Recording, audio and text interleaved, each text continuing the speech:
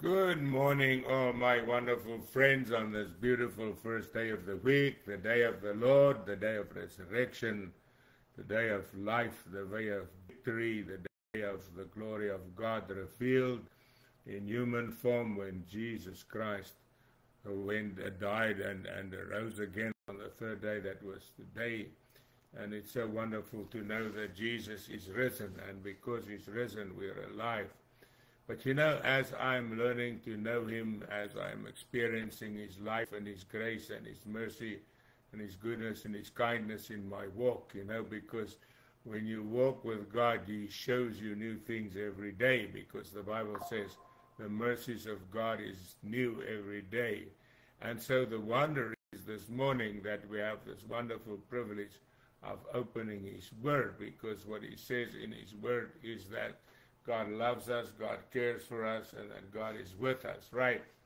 And so you see this morning when I was praying and saying, God, what do you want to say to us? God took me to Job, what I wanted to share yesterday, but God had another plan for yesterday. But, we think of the story of Job, the most wonderful thing is that God talked to Job about his love and his grace and his goodness and his mercy and his kindness. And Job was a very prosperous and a very rich man, and God took care of him. And we know that when Job was at the top point, we think of his riches, what was happening.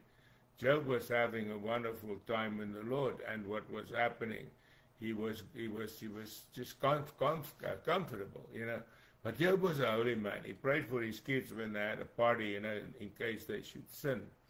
But what Job did not know, what was behind the scenes, what was happening behind the scenes. The Bible says that the devil came to God while he was there talking in heaven, and the devil said to God, listen, I just want to tell you something. And God said to him, I want to tell you something. He said to him, did you see my servant Job? He says, yeah, he's prosperous. He says, but I can't get hold of him while you protect him, And God said, okay, I will prove to you that Job is righteous, that Job is a righteous man. And what happened then is that God then, in his grace and in his mercy, said to the devil, you can touch him, you can touch his things, but don't touch him. You see, God is always in control. God is always the one who is in all power belongs to him. So what happened now, the devil came and he took everything away from Job. He took away his kids, he took away his riches, and now Job was sitting on the ash heap and he was scratching him. And and then the devil came again, and God said, look at Job, he's still following me. Job was still praising me and saying everything's good. Because Job's wife said to him, curse God and die. He said, woman, you're a fool. Shouldn't I take the bad things out of the hands of God as much as the good? Then the devil says, yeah, but he's still healthy. God said, okay, you can make him sick, but you can't take his life. And then Job sat there and he had boils, and he sat on the ash heap and he was scratching himself. But then his three friends came in. I call them Job comforters, right? They said to him, Job, you've sinned. That's why you're here. You must repent, Job said, no, I'm righteous. I haven't done a thing. They said, Job, but it's impossible, And we read the whole of Job, about 20 chapters or more, how they confront him and tell him where he's sinned and where he's come short, and all their wisdom comes out, and they tell him, Job, you're wrong. But Job said, no, I'm not wrong. I haven't done anything wrong. And, and then Job came, and he came to a point where he was discouraged, And Job said, I just want to talk to God and ask him a couple of questions, because what's happening? I was serving him, I was doing what was right, and now look what's happening to me. I lost everything. I'm sitting on the ash heap. I'm clinging to life. I'm sick. I've got boils. I've got nothing. My friends, they reject me, and everybody tells me I'm wrong. He says, I want to ask God a couple of questions. Now, this is the interesting story. In Job 38, the Bible says God confronts Job. And now God comes to Job and he says to him, okay, Mr. Job, if you are so smart, you answer my questions. And the Bible says God finally answered him from the eye of a violent storm, and he said, why do you confuse the issue? Why do you talk without knowing what you are talking about? Pull yourself together, Job. Job, up on your feet, stand tall. I have some questions for you, and I want some straight answers. This is from the Message translation. It says, where were you, Job, when I created the earth? Tell me, since you know so much. Who decided on its size? Certainly you'll know that. Who came up with the blueprint and the measurements? And how was the foundation poured? And who set the cornerstone? While the morning stars sang and the angels shouted their praise.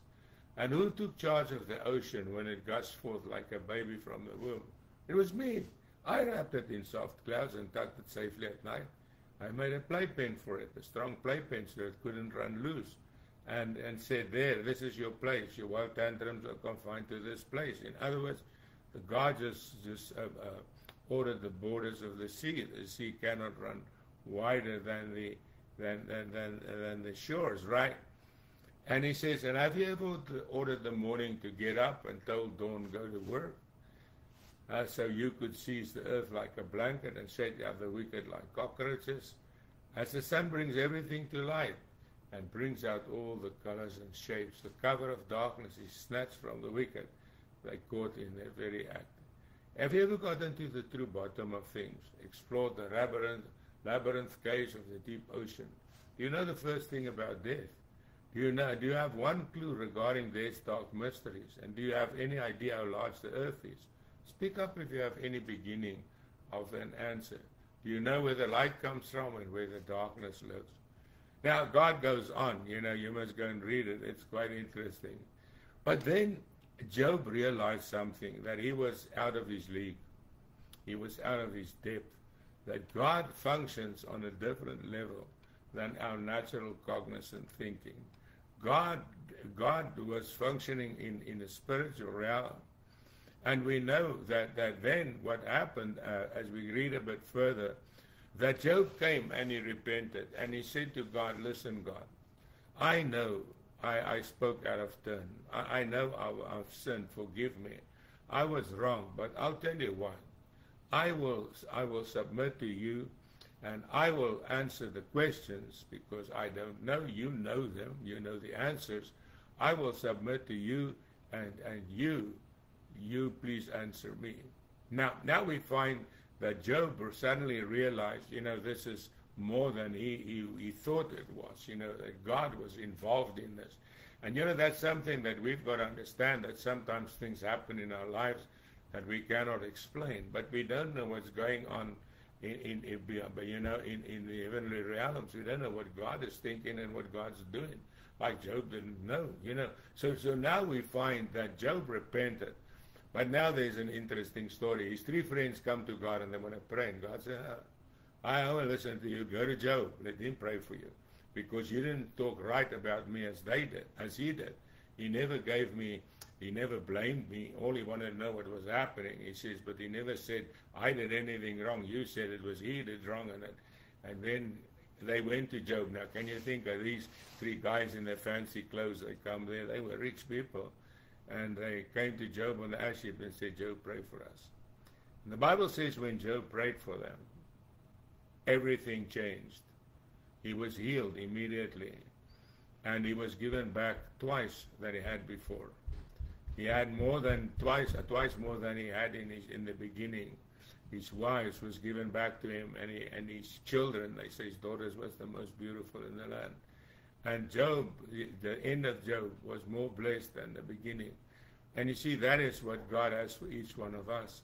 We don't always understand what's going on behind it, but we can do what Job did and say, Lord, I will ask you and you answer me.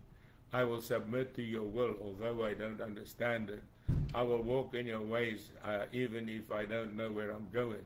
But I'm going to follow you and know that you will lead me to the right, high, and holy places. And you see, my friends, this is where our power lies. Our power does not lie in our own wisdom and understanding, in our own trust. Our power lies in trusting God. Our power lies in trusting His ways for us and His means. And you see, that is why we will survive. It's not because of our own strength and power, but it's because of His strength and His love and His grace. He said, I'll never leave you, never forsake you. I will be with you, even unto the end of the age.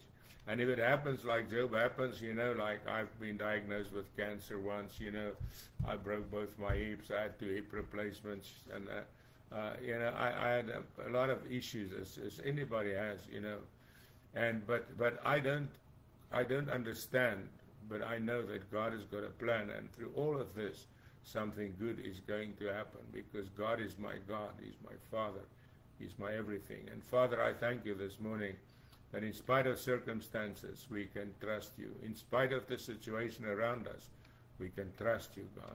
Even if things seem to be out of hand, it might be out of our hand, but it's not out of your hand. And we trust you that you stretch out your mighty hand over us according to your word, and you will keep us safe in Jesus Christ. And I pray that your healing power will flow through every sick body. I pray, Lord, that your abundance will fill every lack and need. And above all, that your presence will guard our hearts and our minds and keep us in perfect peace in Jesus' name. Amen. Well, God bless you. I'll be back a bit later with our Sunday Bible study.